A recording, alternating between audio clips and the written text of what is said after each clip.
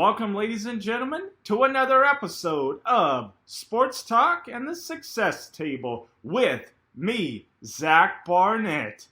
Hope you guys are doing well today because we are here today for episode 3 of the Super Bowl champion, Eric Alexander.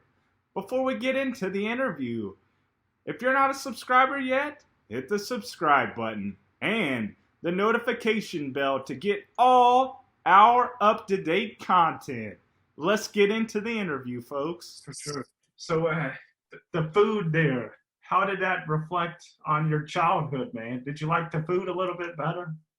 I thought the food I had growing up was pretty good, but yeah, I mean, definitely the food in Louisiana is top notch. Is real good. The gumbo, man.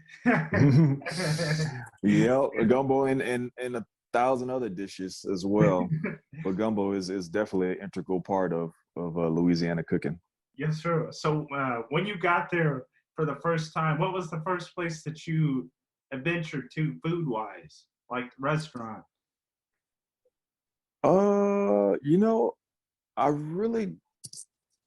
I don't know, man, because the food that they were preparing for us through the university was pretty good for the athletes. So I don't know if you necessarily even had to venture out very much to get good food. I just know here in Baton Rouge, TJ Ribs is like a fan favorite. Just because this place called TJ Ribs it's a barbecue place, but they have a lot of LSU memorabilia and stuff in there, and they have good food as well. So I can't really name a restaurant that that I felt like I had to try once I got here, mainly because I didn't know anything, but I didn't know anything about the restaurants. But the food that the facility provided the athletes was really good, so you really didn't have to eat out much. Definitely. So at LSU, what or which teammates took you under their wing to like bring you up and try to mold you and to a better player? Yeah, it's countless number of those guys. I mean, like I said, when I first, if you know about my career at LSU, I came in as a safety, but ended up moving to linebacker my junior year. So as a safety, it was a guy who was a couple years older than me, Ryan Clark, was on that team. So he was a person I looked into, and he was looked up to, and he was always willing to help. But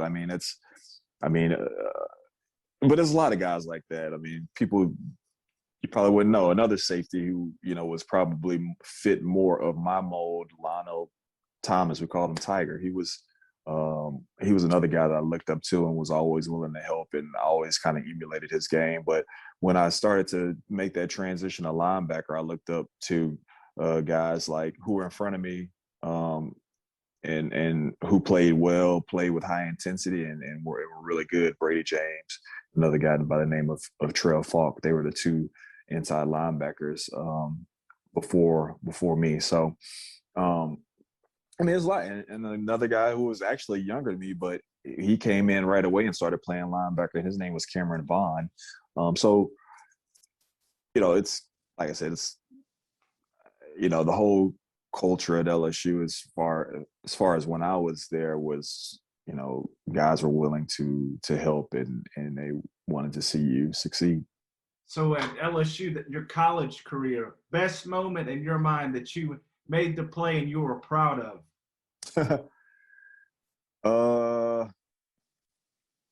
That's a good one, man. Yeah, I mean, to narrow it down, it's hard to narrow it down to one play. Obviously, my senior year, we went 13-1, won a national championship. So I mean, I was a part of several. So first of all, that season was magical. I could probably pull some out of every game that I could put in this spot. But when I look at one particular game, it actually wasn't a particular play. It was just a overall way the defense played this particular game. We played Auburn at home in that 2003 season, and their running backs were Ronnie Brown, Cadillac Williams, and they also had Brandon Jacobs on the same in the same backfield.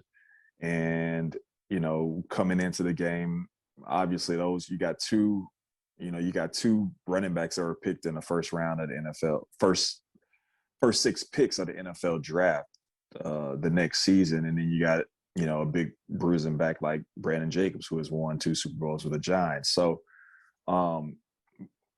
and so they came in, highly touted rushing game, and we basically, as a team defensively, we shut them down. They couldn't do anything, and that was one of the, I guess, probably the prouder moments of my collegiate career.